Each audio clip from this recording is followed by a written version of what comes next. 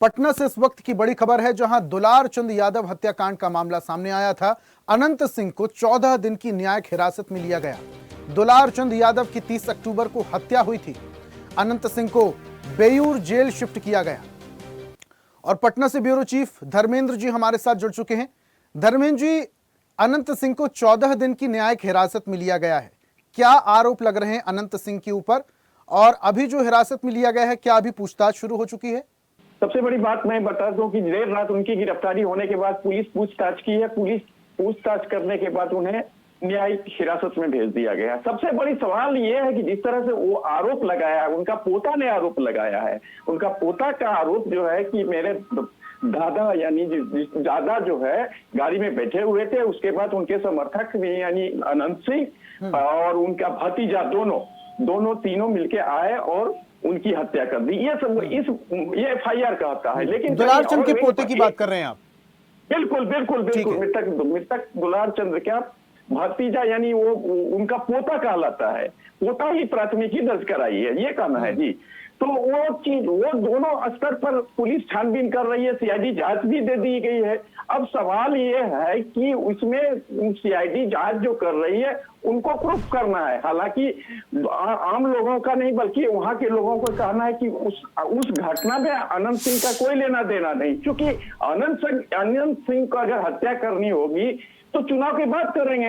ये तर्क वहां पे दी जा रही है, क्योंकि ये हमेशा रेस में रहते हैं और उनकी अच्छी पकड़ है। मोकामा में हमेशा बाहुबली के नाम से भी जाने जाते हैं। साथ साथ वो गरीब गुरुओं को भी समय समय पर मदद करते हैं। तो वहां के लोगों का कहना है कि आखिर क्यों हत्या अगर होगी, करने का इरादा होगा तो चुनाव के बाद करेंगे।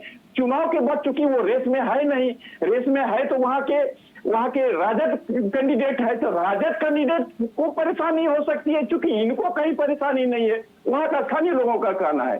तो निश्चित रूप से कहीं न कहीं ये द्वेष है, क्योंकि ये सीधा उनका वहां के लोगों का इशारा होता है कि राजद प्रत्याशी बीना देवी सूरजभान सिंह की पत्नी है, वो खुद दबंग है। आप ये बिहार में मैंने ये जान और पहचान की मुताज नहीं है सूरजभान। इसके पहले सूरजभान सिंह चिराग पासवान के साथ था। चिराग पासवान का दामन छोड़ के वो पशुपति पारस में आ गए।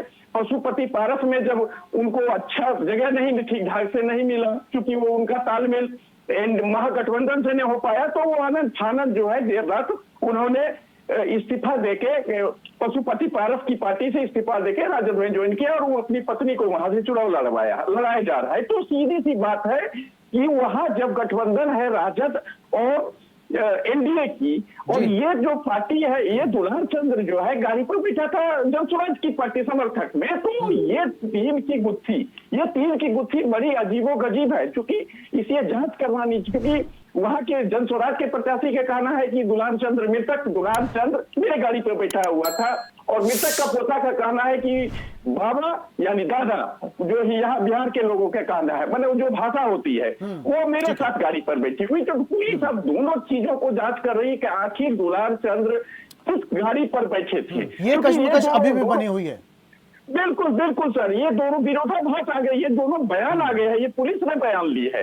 तो सवाल ये हो रही है कि आखिर मृतक दुलार चंद्र एक ही गाड़ी पर बैठे होंगे ना, या तो प्रत्याशी के गाड़ी पर बैठे होंगे जनसुराज के पार्टी पर, या तो अपना पोता के साथ बैठे होंगे। लेकिन दोनों जब बयान देते हैं अलग अलग कि मेरी गाड़ी पर है, और उनका कहना है कि दुलार चंद्र का, जनसुराज का कहना है, पार्टी के उम्मीदवार का कहना है कि मेरी गाड़ी पर दुलार चंद्र बैठे। लेकिन धर्मेंद्र जी, क्या ये स्पष्ट है कि जनसुराज के प्रत्याशी के साथ वो चुनाव प्रचार में थे दुलार चंद यादव? बिल्कुल ये स्पष्ट थे। हाँ, ये स्पष्ट नहीं बल्कि साथ चल रहे थे, क्योंकि वो थोड़ा सा वो भी राजद से नाराजगी थी। तो नाराजगी थी तो उनका कहना था कि मैं इस लड़के को सपोर्ट करूंगा, और बीना देवी बाहरी है और ये लड़का स्थानीय है, ये मुद्दा हो गया था। तो बीना देवी जो वो सूरजभान की पत्नी बाहुबली, उनका कहना, बाहुबली का पत्नी बीना देवी को वहां आनंद फंड टिकट दी गई है।